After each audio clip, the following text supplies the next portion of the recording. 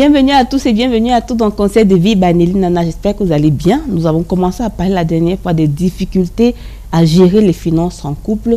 Aujourd'hui, nous parlons de comment gérer efficacement les finances. Commençons par dire qu'il n'y a pas un modèle standard de gestion des finances dans le couple, mais néanmoins, il y a des principes qui devraient aider et diriger le couple, notamment le principe de la transparence. La transparence voudrait simplement dire qu'un mari doit être engagé vis-à-vis de sa femme à ne pas lui cacher ses finances. La femme doit être engagée vis-à-vis de son mari à ne pas lui cacher ses finances simplement parce qu'en se mariant, ils ont décidé de partager leur vie et l'argent faisant partie du patrimoine de chacun, il serait important qu'ils mettent leur argent ensemble et dans cette transparence-là, ils pourraient être protégés.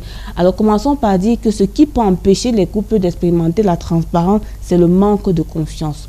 Le manque de confiance va faire en sorte qu'un mari ne soit pas capable de tout dire ses revenus à sa femme et qu'une femme ne soit pas capable de tout dire ses revenus à son mari parce que chacun se dit, elle gère mal, il gère mal en disant tout mon revenu, je ne suis pas sûre que vraiment je pourrais encore prendre soin de ma famille. Et donc, pour qu'il y ait transparence, il faut vraiment que chacun puisse totalement faire confiance en l'autre sur le plan de la gestion financière. Et donc cette transparence-là doit pouvoir se bâtir et c'est important pour les conjoints. Mais en attendant que la transparence ne soit de mise, l'astuce que je peux vous donner est d'impliquer ou alors d'utiliser le principe de la gestion participative, qui consiste simplement pour un couple de définir alors les responsabilités ou alors les charges que chacun d'eux devrait prendre en compte pour s'impliquer dans la prise en compte des besoins de la maison.